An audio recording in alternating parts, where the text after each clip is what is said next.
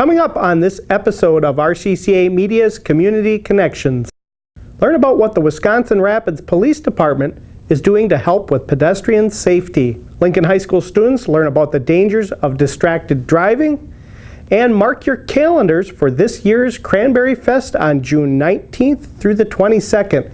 We hear from festival organizer Lois Canton about the Little Princesses.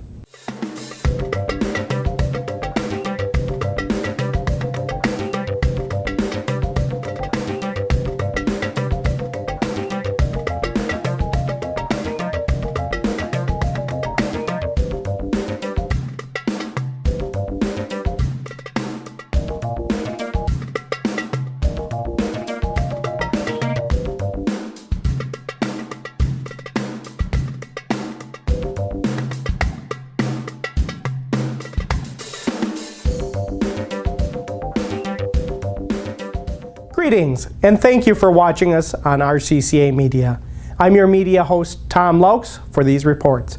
But first, our lead story is about a grant the Wisconsin Rapids Police Department recently received to help with pedestrian safety in the city of Wisconsin Rapids.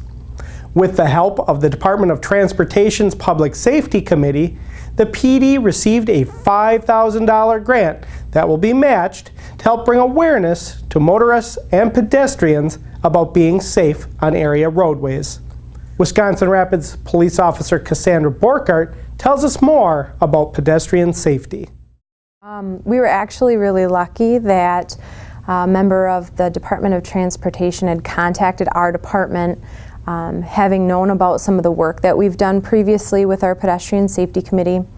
They were doing a pilot for a pedestrian safety grant, and they're calling it High Visibility Pedestrian Safety Grant, in which they're asking communities to do some pedestrian enforcement, driver enforcement of pedestrian-related crash type incidents, and that they do it with a high visibility piece, meaning there'll be a lot of media that goes along with it, a lot of community awareness and education, and see how those statistics and that education piece compares against their other grants that they're running. And so they actually hand-selected Wisconsin Rapids along with La Crosse, so that they could get big city versus little city kind of feel. And so we applied for the grant and we were eligible for it. What we've done with that $5,000, and then there's another department match that goes along with that, is we've created 10 different saturation projects where we have teams of officers go out. They can enforce a variety of different things that lead to pedestrian and vehicle crashes, such as obviously not stopping or yielding for pedestrians in the crosswalk, but other things like cell phone violations, speeding, not stopping at a stop line or prior to a crosswalk, things like that that are contributing factors to those crashes. So they do that at a variety of different locations. They're going out for 3-hour shifts, and they'll rotate where they're at. The first one that we saw, we did have an officer in plain clothes, went out, acted as a pedestrian, just really caused certain locations to become more saturated with pedestrian traffic, and saw what motorists were doing, and it was a good opportunity. And I got a lot of feedback from the officers to say, I think a lot of people are just surprised by laws that govern yielding to pedestrians, and that pedestrians are surprised by laws that really govern what they need to do with their out in traffic, and how everybody needs to be responsible, that they're following the laws and they're keeping themselves safe.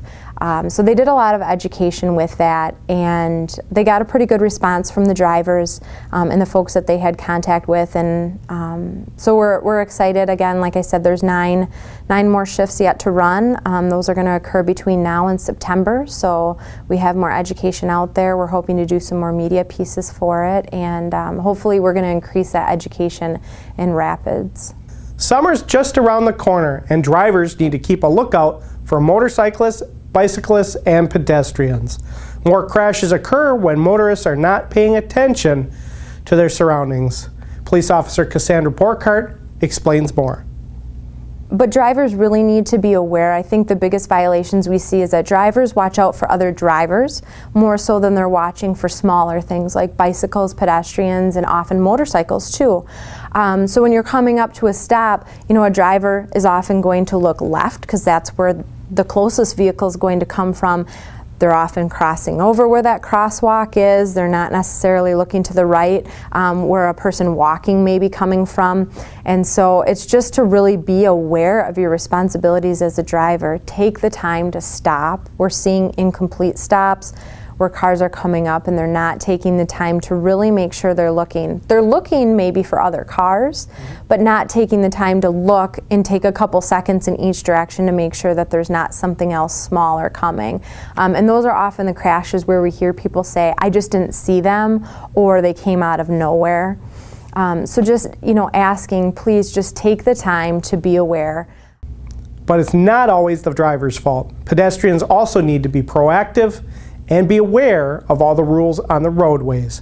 Officer Burkhart gives a few tips for pedestrians. And then just to speak to those motorcyclists and pedestrians, to do what you can to be as visible as possible, recognizing that you're always going to be smaller than the other vehicles that are out there. There's nothing that says that you can't be defensive. Be a little proactive in the way that you're doing that, making sure that you're giving a driver the best opportunity to see you by wearing bright colored clothing, being where you're supposed to be. Most pedestrians don't realize that if they're walking on a street, they need to be walking on the left side.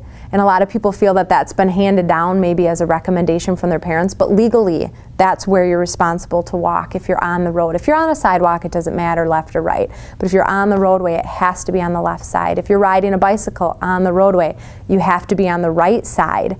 On the sidewalk, it doesn't matter again, but on the roadway, on the right. And again, people feel like, oh, maybe that's just a recommendation or that's what law enforcement recommends, but it's not. That's what the statutes say. So, that's where drivers are likely going to be looking for you, is where you're supposed to be. A Lincoln High School senior named Hannah helped organize a large event about distracted driving among teens. Recently, 2 speakers came to Lincoln High School to share their personal experiences about what happened when they were distracted while driving. Hannah explains about why students went ahead and signed a pledge. Well, on Thursday we had the great opportunity to have 2 keynote speakers, Reggie Shaw and Logan Malgosa. Reggie was a distracted driver and ended up killing 2 men. He was very powerful, and his big message was to all of our students that you have 2 choices, to be like me or not to be like me.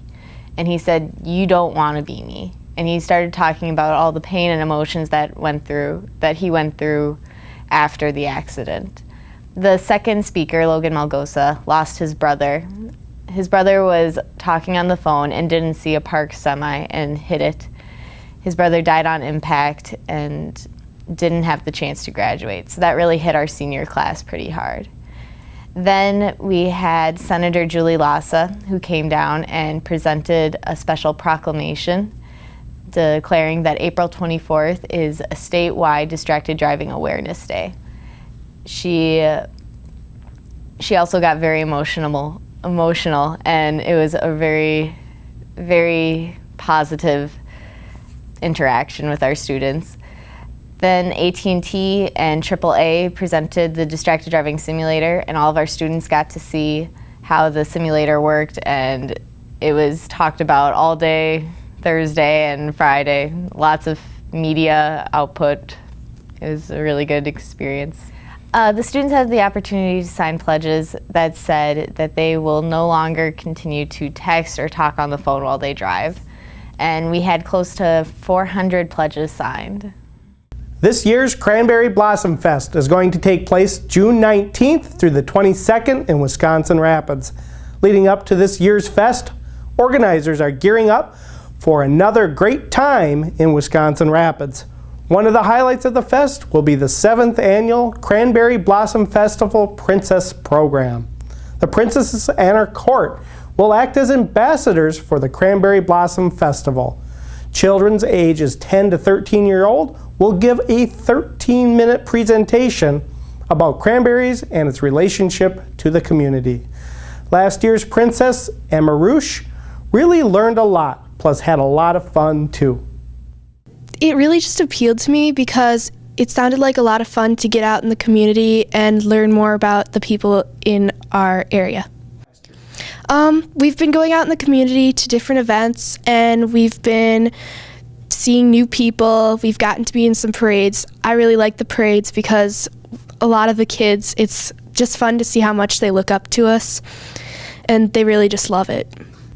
Each year, about 20 participants give a speech about the cranberry harvest in front of a panel of judges. But speaking in front of a large crowd can make one nervous and anxious. But for these contestants, they're using it as a learning experience. I'm looking forward to go to colleges, so this would be a great thing to put on the applications. I wanted to be a part of this because my sister, she brought it up to me because she was a Cranberry Princess before, and I really just wanted to do this. My goal is to be better at speaking to the judges. Lois Canton, organizer for the event, shares why it's a great event for young girls to get involved in and become a volunteer in the community. I believe very strongly in young people having the opportunity to learn to volunteer, to be able to look at their future, and we certainly need it in the world today. And 10 to 13-year-old girls is a very interesting age. My girls become so mature during this program. They get an opportunity, well, like they're doing with you, and to go out and meet a lot of new people and to get into the habit of promoting their community, caring about their community. And they are obviously delightful girls. You had a chance to be with some of them, and they are always that way. And to come out and be able to talk in front of people when they give their little speech is just wonderful. And of course, we have judges there. And so it's probably a little on the scary side at first, but then we go to all of those events and we have a chance for them to talk to other people, to learn to communicate well with adults, and we have them as a part of our fest, the whole fest. And the girls have people coming up to them. Of course, little girls and little boys too just love to come up and hug them. You know, of course they look so cute with their crowns on. And it's just, to me, a wonderful opportunity. I want to thank you for watching Community Connections. Please tune in next time for more about people, places, and faces of Southwood County.